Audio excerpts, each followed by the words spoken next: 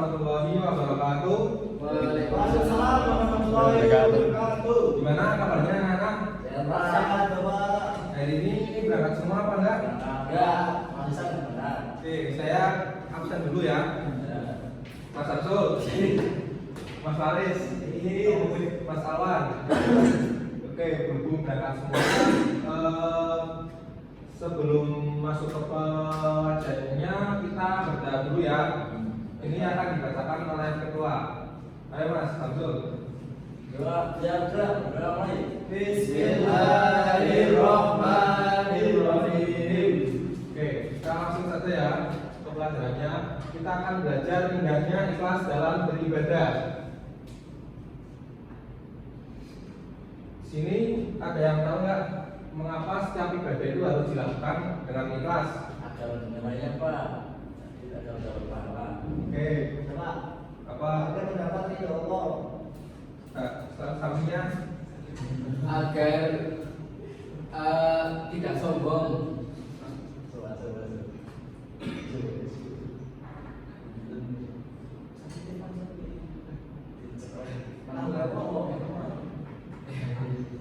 ya, di sini ada tujuan pembelajaran kita hari ini. Yang pertama ada menjelaskan pengertian ikhlas. Yang kedua itu menyebutkan dalil tentang ikhlas. Yang ketiga ada menjelaskan pentingnya ikhlas dalam beribadah. Yang terakhir ada menunjukkan sikap ikhlas dalam beribadah. Pengertian ikhlas bisa dibacakan Mas Faris? Secara bahasa, ikhlas berarti bersih, murni dan tidak bercampur dengan tujuan lain. Secara istilah, ikhlas adalah melaksanakan seluruh amal ibadah semata-mata karena Allah Subhanahu wa taala tanpa mengharapkan pujian, penghargaan ataupun kepentingan duniawi. Oke, baik. Jadi sudah dibaca oleh Mas Faris bahwa ikhlas secara bahasa berarti bersih, murni dan tidak bercampur dengan tujuan lain. Sedangkan secara istilahnya itu melaksanakan seluruh amal ibadah semata-mata karena Allah. Jadi kita itu harus melakukan itu semata-mata karena Allah, bukan karena ingin dipuji orang lain apa dilihat orang lain, tanpa mengharapkan pujian tadi, penghargaan ataupun kepentingan duniawi. Selanjutnya ada dalil Al-Quran, Quran surat Al-Bayyinah ayat 5. Kita baca bersama-sama ya. Bismillahirrahmanirrahim. Wa ma umiru illa liya'budullaha mukhlishina lahud-din. Artinya Padahal mereka hanya diperintah Allah dengan memurnikan ketaatan kepadanya. Oke, baik.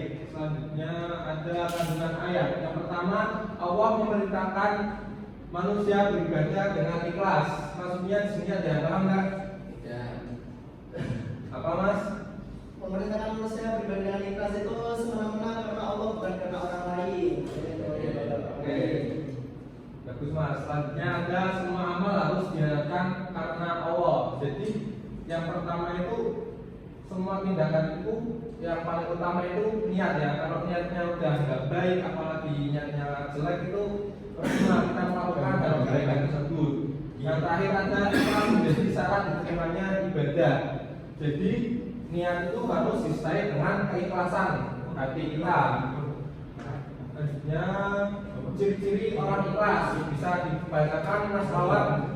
Ya, ciri-ciri orang ikhlas beribadah hanya karena Allah, tidak mengharapkan pujian, tetap beramal meskipun tidak dilihat orang, rendah hati dan senang bantu tanpa pamrih. Ya. Yang pertama tadi sudah dibacakan yaitu beribadah hanya karena Allah. Jadi kita itu tujuannya ibadah itu hanya semata-mata karena Allah ya, tidak bukan karena ingin dipuji orang lain. Yang selanjutnya ada tetap beramal meskipun tidak dilihat orang lain. Jadi meskipun orang lain ketika kita melakukan kebaikan orang lain tidak melihat, itu kita sebisa mungkin tetap melakukan kebaikan. Yang terakhir senang membantu tanpa pamrih. Jadi maksudnya ketika kita membantu orang lain kita tidak boleh sombong atau ingin dipuji atau pengen terlihat keren. Ya, selanjutnya ada hal-hal yang merusak ikhlas. Bisa dibacakan Mas Samsul? Yang pertama beria, terus beramal agar dipuji. Beria itu artinya beramal agar dipuji, terus sum'ah beramal agar terkenal. Ujub membanggakan amal sendiri, terus ada takabur merasa lebih baik daripada orang lain. Oke, yang pertama ria. Ria itu beramal agar dipuji. Jadi ketika ada seseorang itu beramal tapi dia itu berharap ingin dipuji orang lain, ingin dipuji oleh seseorang yang dia sayang, itu nggak boleh, itu merusak ikhlas.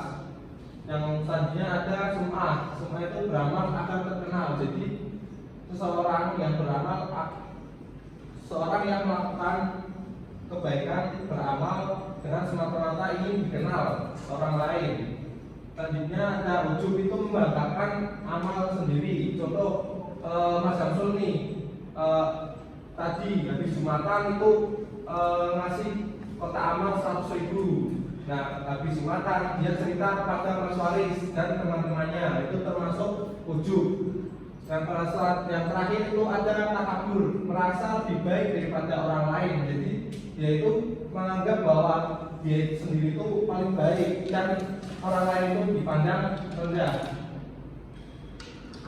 Selanjutnya ada hikmah ikhlas.